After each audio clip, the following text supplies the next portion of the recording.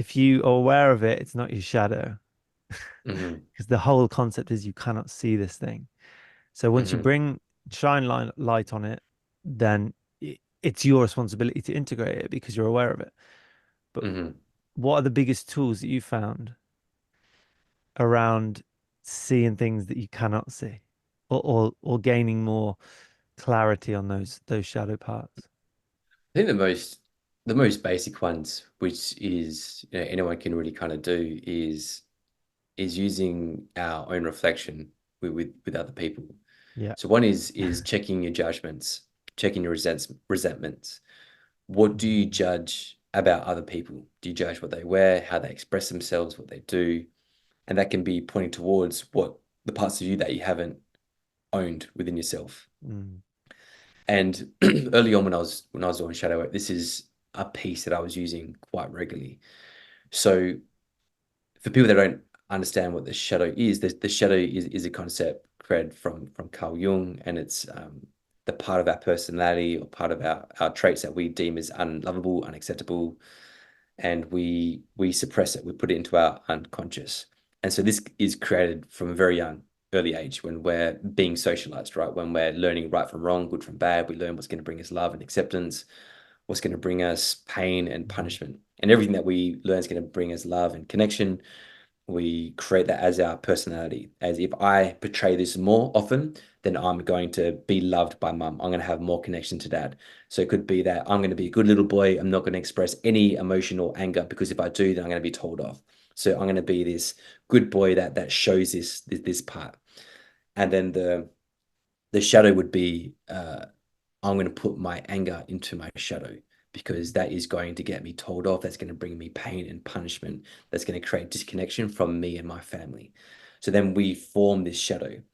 But energy is always seeking expression, right? And whatever is in the shadow is going to come out sideways.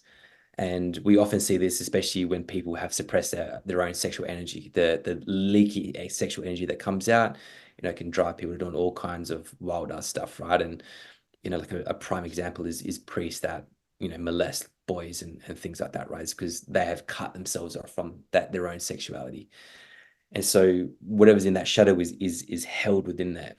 But often when we speak about the shadow, people can have this maybe this eeriness of it, like, oh, I don't want to go there, it might be too dangerous or might be too scary to look at. But the shadow is liberating. So think about Mm. all the energy that it takes to suppress a part of yourself that you deem as unlovable. And imagine just letting that go and allowing that shadow to surface and seeing what that shadow is there to express. Often, when the shadow starts to express itself, imagine if you were ever pushed away or pushed down or told to shut up, or those feelings of like that kind of fuck you energy. That's what the shadow is going to come through with because you've been holding it back for so long. But the shadow will want to speak, want to have its own words. But underneath, there's a reason, there's some medicine within that shadow of what it's wanting to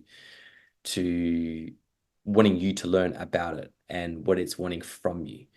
And so with the shadow, we can really basically look at what are we projecting onto other people. So we can see it in two parts, right? The shadow, we can see like the darker shadow, which we might deem as like our anger or our sexuality, or could be anything that we've been shamed for.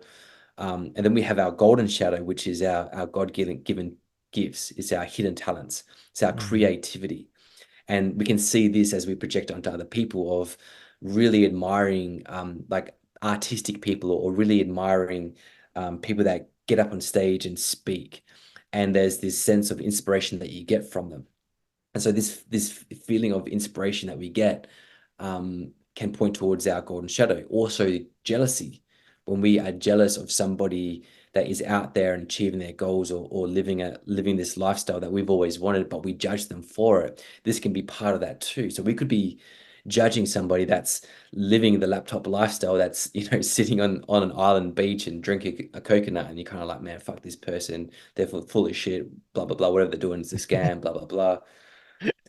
But really, there's this part of you that is seeking that freedom. You might not want exactly what they're having, but the essence of what they are expressing is this level of freedom. And so you could Mm. be craving this level of freedom, which is part of this shadow aspect.